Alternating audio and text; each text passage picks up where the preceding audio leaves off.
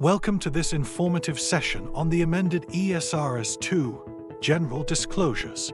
Whether you're compiling your company's sustainability report or using that data to drive investment decisions, you've probably heard of the European Sustainability Reporting Standards. But big changes just landed. In February 2025, following the approval of the Omnibus package, EFRAG updated the ESRS to make sustainability reporting simpler, clearer, and more focused on decision-making, all the while keeping Europe on track for climate neutrality by 2050 under the European Green Deal. Let's break down what's changed and what it means for you. In this video, we'll walk you through the key changes to the revised ESRS 2, which sets general disclosures on how undertakings address sustainability topics across their operations. Let's begin with the most significant revisions. BP1, Basis for Preparation of the Sustainability Statement, and BP2, Specific Information if the undertaking uses phasing-in options. The idea is to adopt a less prescriptive approach to the requirements. The requirements, such as those relating to consolidation, have been streamlined. Rather than duplicating provisions, there is now a direct reference to ESRS 1 through a comply or explain principle on key elements such as time horizons and value chain metrics. The goal? Greater clarity, less redundancy. Now let's move to governance-related disclosures, which are reduced from 5 to 4. GOV on. The role of the administrative, management, and supervisory bodies in relation to sustainability. GOV2. Integration of sustainability-related performance in incentive schemes. GOV3. Statement on due diligence. GOV4. Risk management and internal controls over sustainability reporting. Governance disclosure requirements have also been significantly simplified by cutting back on narrative detail, but keeping the core elements and key information for users. Moreover, to reduce duplication, undertakings can still refer to existing documents or specific parts of them, such as their corporate governance statement or remuneration report, through the incorporation by reference principle, which you can read more about in Chapter 9.3 in ESRS 1. Moving on to the SBM disclosures, here are the key updates. In SBM 1, Business Model and Value Chain, there's now less detail required on the value chain, with a simplified description and on sector-specific information, following the removal of ESRS sectors. In SBM 2, Strategy and Business Model changes arising from stakeholder engagement. The level of detail has been reduced, with the focus now on a summarized description of engagement with key stakeholders.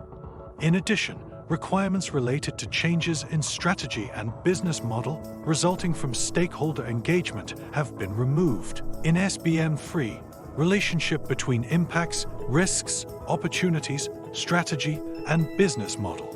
The disclosure now clearly focuses on how impacts, risks, and opportunities relate to the strategy and business model. Now, let's move on to the anticipated financial effects. The revised standard offers two options to be consulted with public constituents. Option 1. Quantitative reporting with some reliefs. If quantification is not possible, qualitative disclosure is used instead. This option aligns closely with ISSB standards. Option 2. Qualitative disclosure is mandatory, with quantitative information provided voluntary. This option offers less interoperability with ISSB, but addresses concerns about the sensitivity for quantitative data. When it comes to resilience analysis, undertakings are now only expected to provide qualitative information on risks that interact with their strategy and business model, as defined in the CSRD. This aligns closely with the CSRD wording and removes the need for complex quantifications. Building on this streamlined approach, the revised standard also brings improvements to how material impacts, risks, and opportunities are reported. On IRO 1 and IRO 2, ESRS 2 now provides a clearer and more user-friendly structure for describing material impacts, risks, and opportunities. The disclosure calls for a concise overview, one that encourages transparency and focuses more on key parts of the materiality process and the outcomes of it. Importantly, the description of IROs at the appropriate level of detail, whether that's for individual IROs, groups of IROs, or by topic, was previously part of SBN 3. Impacts, risks, and opportunities, and their interaction with strategy and business model. This description has now been moved here, making the overall structure more coherent and easier to apply. The general disclosure requirements for policies, actions, metrics, and targets have also undergone substantial simplification, in line with the overall direction of the revisions. To start, we have the GDR on policies, actions, targets, and metrics, or PATM. For ESRS reporting, it's essential to establish a clear connection between impacts, risks, and opportunities and the corresponding policies, actions, targets, and metrics. This section sets out the general disclosure expectations for PATM.